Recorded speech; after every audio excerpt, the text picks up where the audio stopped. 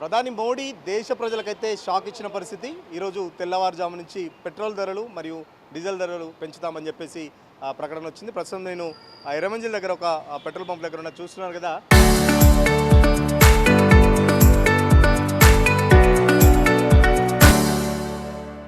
అస్సలు దాదాపు పెట్రోల్ బంకులు వెలవెలబోతున్న పరిస్థితి. పెట్రోల్కి సంబంధించి అయితే ₹3.29 పెంచగా డీజిల్కి సంబంధించి ₹3.15 పెంచినట్టయితే ప్రభుత్వ వర్గాలు చెప్తున్నాయి. మరోపక్కన మొన్నటికి మొన్న కూడా కేంద్ర పెట్రోలియం శాఖ నుంచి కూడా ఒక ప్రకటన విడుదలైంది. ఈ మధ్యకాలంలో పెట్రోల్ కానీ డీజిల్ కానీ రేట్లు పెంచమని చెప్పేసి మొన్నటికి మొన్న ప్రకటించిన నేపథ్యంలోనే అది ప్రకటించిన దాదాపు ఒక 10 రోజుల గ్యాప్లోనే ఎగ్దమ్ ₹3 అటు పెట్రోల్ మీద కానీ డీజిల్ మీద కానీ పెంచడం అయితే చూస్తున్నాం కదా. దాని ఎఫెక్ట్ పెట్రోల్ బంకుల మీద కూడా చాలా స్పష్టంగా కనబడుతుంది. మొన్న మధ్యలో ఏదైతే పెరేడ్ గ్రౌండ్ సాక్షిగా ప్రధాని మోడీ దేశం క్లిష్ట పరిస్థితిలో ఉంది, ఖచ్చితంగా పెట్రోల్ డీజిల్ తగ్గించాలి, చాలా వరకు ఎలక్ట్రిక్ వెహికల్స్ యూజ్ చేయాలని చెప్పేసి కూడా పెద్ద ఎత్తున ప్రజలకు సందేశం ఇచ్చాడు. సో అంతర్జాతీయ ముడి చమురు పెరుగుతున్న సంబంధించి పెట్రోల్ ధరలు అయితే పెంచినట్టు మనకు సమాచారం వస్తుంది. సో మాట్లాడించే ప్రయత్నం చేద్దాం. ఎందుకంటే ఒకప్పుడు దాదాపు 50 పైసలు పెరిగినా రూపాయి పెరిగినా రోడ్ల మీదకి వచ్చి పెట్రోల్ డీజిల్కి సంబంధించి పోరాటాలు జరిగేటి. బట్ ఇప్పుడు ఆ పరిస్థితులు అయితే కనబడతలేరు, జనాలు కూడా అలవాటు పడిపోయిన పరిస్థితి. సో 4 ఏళ్ల తర్వాత దాదాపు పెట్రోల్ డీజిల్ అయితే పెరిగిన పరిస్థితి. సో ఈ ఎఫెక్ట్ ఖచ్చితంగా ఇటు రవాణా రంగం మీద కూడా పడుతుందని చెప్పేసి కూడా చెప్తున్న పరిస్థితి. సో అంతర్జాతీయంగా చమురు ధరలు పెరుగుతున్నాయని చెప్పేసి ప్రభుత్వం పక్కన చెప్తుంటే, మరో పక్కన ఈ పెట్రోల్ డీజిల్ ధరలు పెరగడం వల్ల ఖచ్చితంగా దాని ఎఫెక్ట్ ఇటు చాలా వరకు ఉంటుంది. మనతో పాటు ఒక కారు ఓనర్ ఉన్నారు. సార్, ఏంటి డీజిల్ ధరలు పెట్రోలా మీద డీజిల్? పెట్రోల్.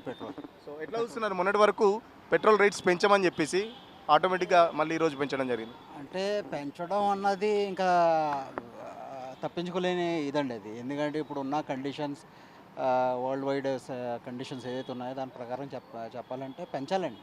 పెంచకపోతే ఎకానమీ ఎక్కడి నుంచి ఇదవుతుందని జనరేట్ అవుతుంది. సమర్థిస్తున్నారా పెంచడం? సమర్థించాలంటే ఒక రీజనబుల్ బేసిస్లో అయితే సమర్థించాలండి. అంటే మరీ ఆక్వర్డ్గా మరీ 100, 150, 200 పెంచేస్తూ ఉంటే అలా కాదు. ఒక ₹20, ₹25 పెంచితే yes, we are with the government, we are with the Indian people. So ఒక 20-25 మొన్న హైదరాబాద్లో కూడా చెప్పారు కార్లు తగ్గించాలి, పబ్లిక్ ట్రాన్స్పోర్ట్ యూజ్ చేయాలని చెప్పేసి. మీరు ఒక్కరే ఒక కార్లో తిరుగుతున్నారు, మరి ఎట్లా సమర్థించుకుంటారు? అది బేస్లెస్ ఇదండి ఆయన చెప్పింది. ఎందుకంటే మరి కార్లు అమ్మడం ఎందుకండి? ఇప్పుడు కారు వద్దంటున్నాడు, బంగారం వద్దంటున్నాడు ఆయన, మిగతా వద్దంటున్నాడు ఆయన. కానీ అవన్నీ నెససరీ గుడ్స్ అయిపోయినాయండి. ఇప్పుడు బంగారం అన్నది ఓకే మనం మేనేజ్ చేసుకోగలచ్చు. కానీ ట్రాన్స్పోర్ట్ అన్నది అది పబ్లిక్. ఇది ఇప్పుడు కార్లు వెళ్ళేవాడు మెట్రోలో వెళ్ళమంటే ఎలాగ వెళ్తాడండి? వాడు కనెక్టివిటీ కూడా చూడాలి కదా. ఇప్పుడు మెట్రో దిగిన తర్వాత కూడా ఇంకో చోటకి వెళ్ళాలంటే మన ఆటోనో ఇంకోటి ఏదో పబ్లిక్ ఏదో తీసుకోవాలి. మరి దానికి ఎక్స్పెండిచర్ అవుతుంది. మరి వాళ్ళు కూడా పెట్రోల్ వేసుకొని తిరుగుతున్నారు కదా, గ్యాస్లు వేసుకొని తిరుగుతున్నారు కదా, అవునా కదా సార్? సో అవన్నీ బేస్లెస్ అండి. అంటే చూడండి, చూసి నడపండి, చూసి చేయండి అనడంలో ఇది, కానీ మీరు అసలు చేయకండి, మీరు అసలు యూజ్ చేయకండి అనడంలో అర్థం లేదండి. దేశం క్లిష్ట పరిస్థితుల్లో ఇలాంటి క్లిష్ట సమయంలో దేశ ప్రజలందరూ ఒక్కటిగా ఉండాలని చెప్పేసి కూడా మన మోడీ చెప్పిన పరిస్థితి. మోడీ కాన్వాయ్లో కూడా దాదాపు 2 వెహికల్స్లోనే కూడా మోడీ తిరుగుతున్నారు. కరెక్ట్ అండి.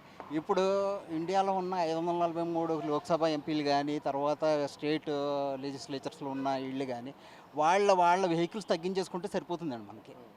వాళ్ళ జనాలు అవసరం లేదండి. జనాలు normal public they are looking at their pockets. వాళ్ళ పాకెట్స్ తోటే వాళ్ళు మేనేజ్ చేసుకుంటున్నారు. మేము అంత కొట్టించుకుంటాం సార్, ₹500,000 కొట్టించుకుంటాం. గవర్నమెంట్ ఏముంది, వాళ్ళు విచ్చలవిడిగా చేస్తారు. ఒక మినిస్టర్ వెళ్తున్నాడంటే 3 కార్లు ముందు 3 కార్లు వెనక్కి వెళ్తాయి. సో అది తగ్గించుకుంటే సరిపోతుంది, ఎకానమీ చాలా బాగుపడుతుందండి. సో వృధా ఖర్చులు వాళ్ళే చేస్తున్నారు, ప్రజల కంటే ఎక్కువ రాజకీయ నాయకులే చేస్తున్నారు అంటారు. రైట్. గవర్నమెంట్ నుంచే ఆ ఇనిషియేటివ్ రావాలండి. ముందు వాళ్ళు ఎకనామికల్ వేలో ఆలోచిస్తే కనుక పబ్లిక్ ఆటోమేటిక్గా ఇది అయిపోతారండి, దానికి ఫాలో అయిపోతారు. ఇప్పుడు చూస్తారు, ఓకే నాకు ఇప్పుడు 2 కార్లు ఉన్నాయి, ఒక కారు ఎలక్ట్రిక్ కారు ఉంది, ఒకటి ఇది ఉంది. సో ఇది ఆఫ్ చేసి నేను ఎలక్ట్రిక్ కార్ యూజ్ చేసుకుంటాను, అంతే కదా సార్? ఇప్పుడు కరెంట్ స్కేర్సిటీ వచ్చిందనుకోండి, అప్పుడు దాన్ని పక్కన పెట్టి ఇది నడుపుకుంటాం. అంటే అది అన్నది పబ్లిక్కే ఆలోచన ఉందండి. కానీ గవర్నమెంట్ కూడా వాళ్ళు they have to look after their expenditure ఏదైతే ఉందో, సోషల్ ఆడిట్ అన్నది చేయించి దాంట్లో ఎంత ఎక్స్పెండిచర్ అవుతుంది, దుబారా ఖర్చులు ఎంత అవుతున్నాయో తెస్తే బోల్డ్ అంత ఎకానమీ ఇండియాకి మిగులుతుంది. ఈవీ వెహికల్స్ కూడా వాడమని చెప్తున్నారు. మీకు ఒక ఈవీ వెహికల్ ఉందని చెప్తున్నారు. సో దానికి సంబంధించి ఛార్జింగ్ పాయింట్స్, స్టేషన్స్ ఏమైనా ఉన్నాయా? అవి లేవండి. అందుకే నేను ఈవీ అన్నది బయటికి తీయడం లేదు. లోకల్లో అయితే ఓకే, ఒక 100 కిలోమీటర్లు 200 కిలోమీటర్లు అయితే ఓకే, మేనేజ్ చేసుకోవచ్చు. కానీ ఎక్కడైనా నేను విజయవాడ వెళ్ళాలంటే విజయవాడలో నేను ఆ మధ్యలో ఒక 2 గంటలు ఆగవలసి వస్తుంది.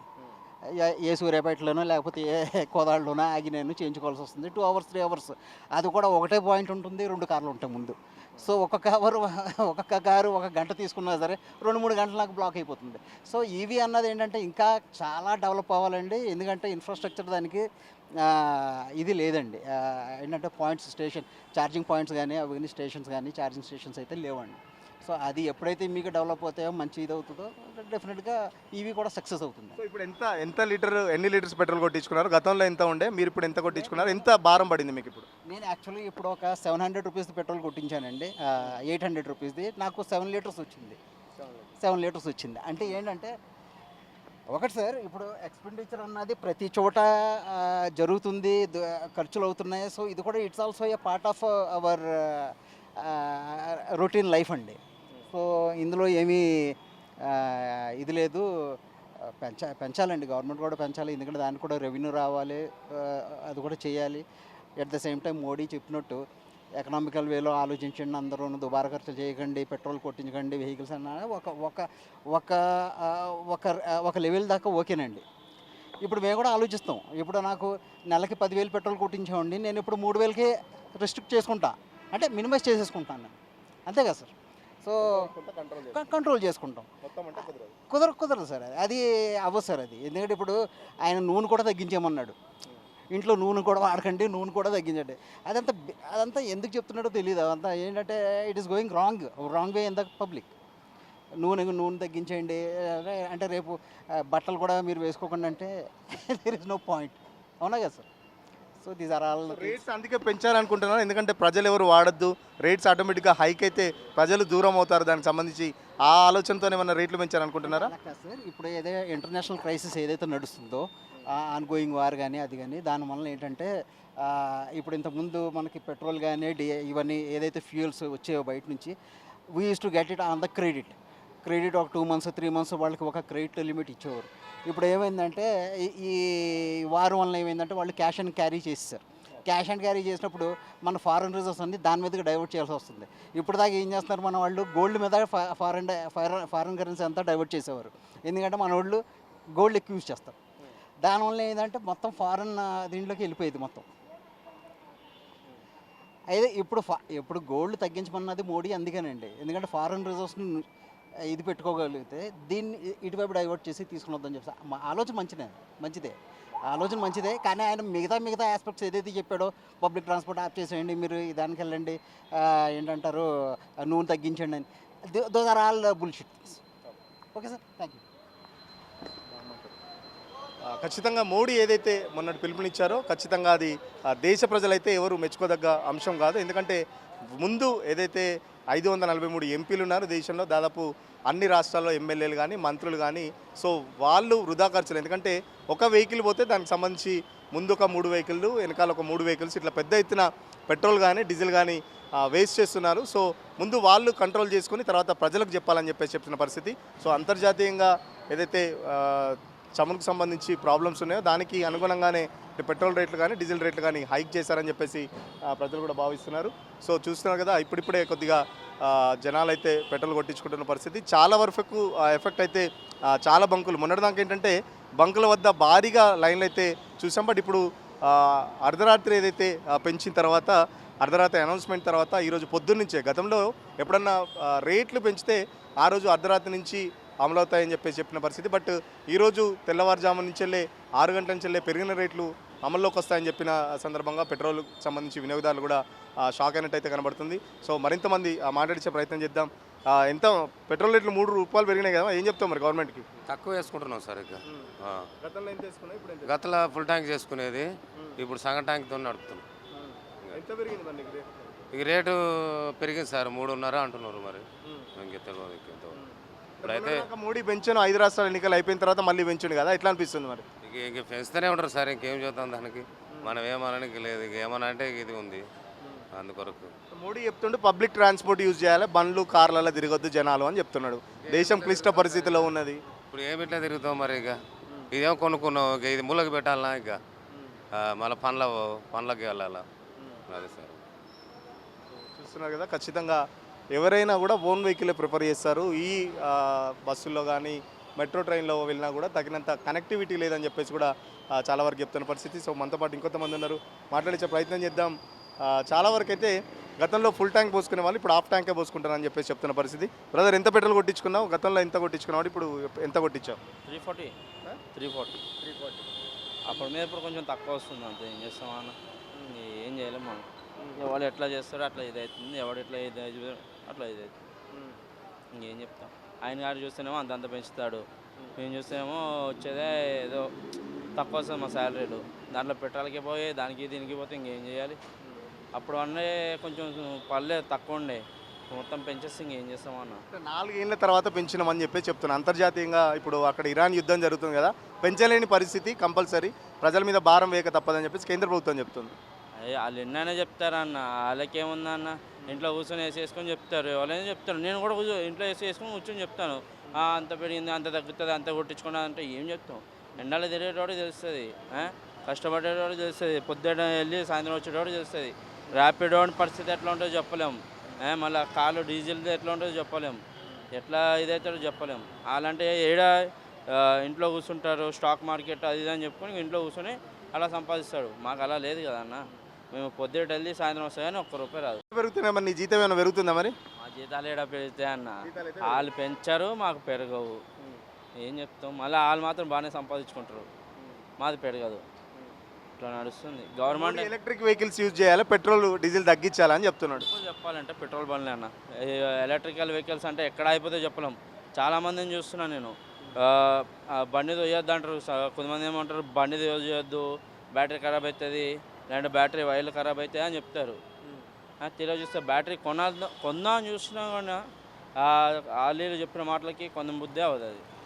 తక్కువ వస్తుందని చెప్తారు, తక్కువ వస్తుంది, ఈఎంఐ కూడా తక్కువ పడుతుంది అని చెప్తారు. అక్కడికి వెళ్ళి చూస్తే ఇంత పెద్ద బిల్ అవుతుంది. మళ్ళీ యూనిట్లో 1 యూనిట్ అంటాడు, 2 యూనిట్ అంటాడు. ఎన్ని యూనిట్లు వస్తుంది ఎవరికి తెలుసు, అది వాడేవాడికి తెలుస్తుంది. ఇదే బెటర్, ఇంకేం చేస్తాం. తిప్పాలి తప్పవు కదా అన్న. ఇప్పుడు ఎప్పుడు తగ్గుతుంది రేట్లు చెప్పలేము, వాళ్ళు ఎప్పుడు తగ్గిస్తాడో చెప్పలేము. గవర్నమెంట్ ఎట్లా తీసుకుంటుందో దానికే తెలియాలి. మొన్న తగ్గిస్తా అని చెప్పారు, తగ్గలేదు, ఇంకా పెరిగింది. ఎప్పుడు తగ్గుతుంది ఏంది అవన్నీ వాళ్ళకే తెలియాలి. జనాలు అయితే తీవ్ర అసంతృప్తిలో ఉన్నట్టయితే కనబడుతున్న పరిస్థితి. ఎందుకంటే ఖచ్చితంగా మొన్నటి వరకు పెంచమని చెప్పేసి ఎగ్దం ఒకటిసారి ₹3 పెంచడం పట్ల జనాలు అయితే తీవ్ర అసంతృప్తిలో ఉన్నారు. వాళ్ళేంటి ఏసీ గదిలో ఉండి అన్నీ చెప్తారు, బట్ ఇక్కడ రోడ్ల మీద తిరిగే వాడికి తెలుస్తుంది మా కష్టాలని చెప్పేసి కూడా చూస్తున్నారు కదా. ఇప్పుడు గతంలో ₹107 చిల్లర ఉండేది, ఇప్పుడు ₹110.90 అయింది. అంటే మ్యాక్సిమం ₹111 వరకు కూడా వస్తుంది. మనతో మాట్లాడడానికి కొంతమంది ఉన్నారు, మాట్లాడించే ప్రయత్నం చేద్దాం. బాయ్, రేట్స్ బడిగే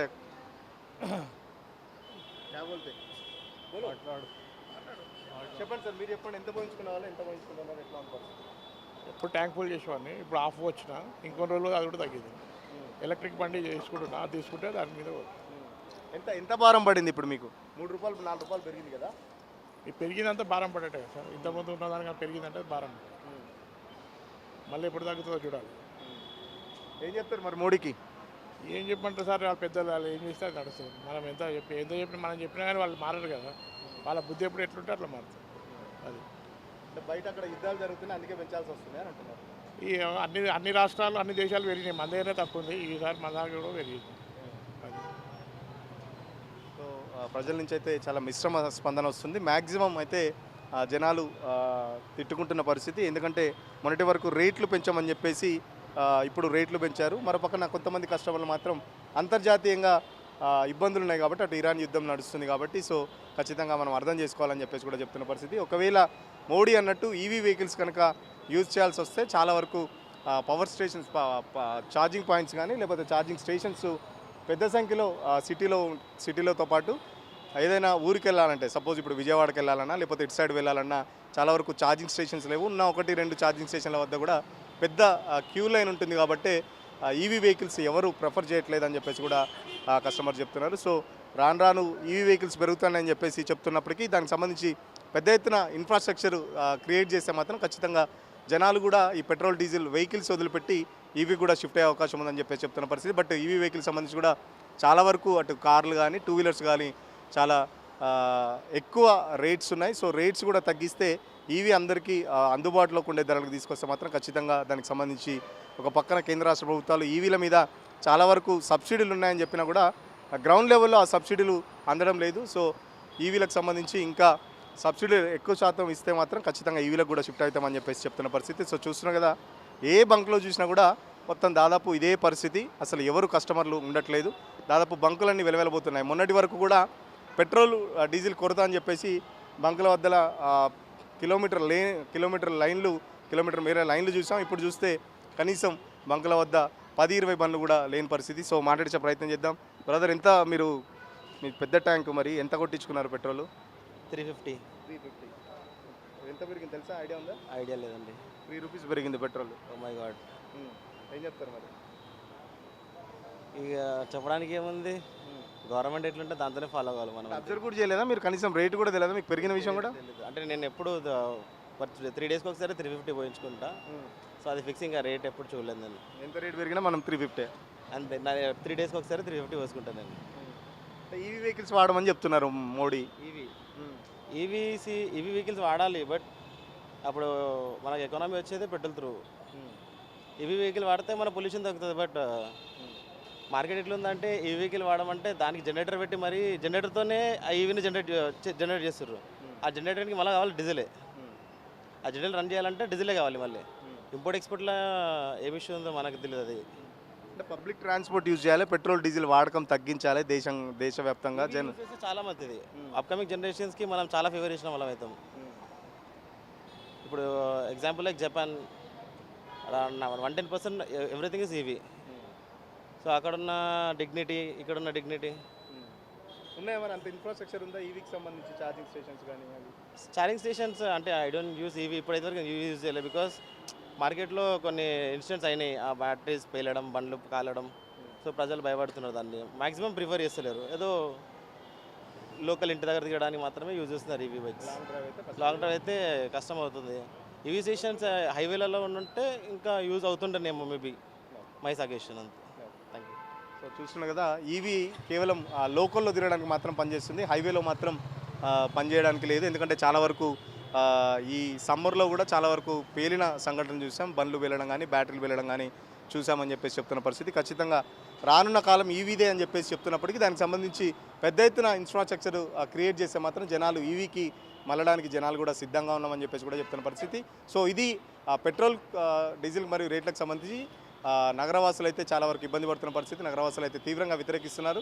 కొంతమంది అయితే అంతర్జాతీయ పరిస్థితుల బట్టి ఖచ్చితంగా పెంచాల్సిందని చెప్పేసి కొంతమంది అయితే అభిప్రాయం చెప్తున్న పరిస్థితి. వీడియో జర్నలిస్ట్ సతీష్తో సురేష్, ఆర్టీవీ కోసం, హైదరాబాద్.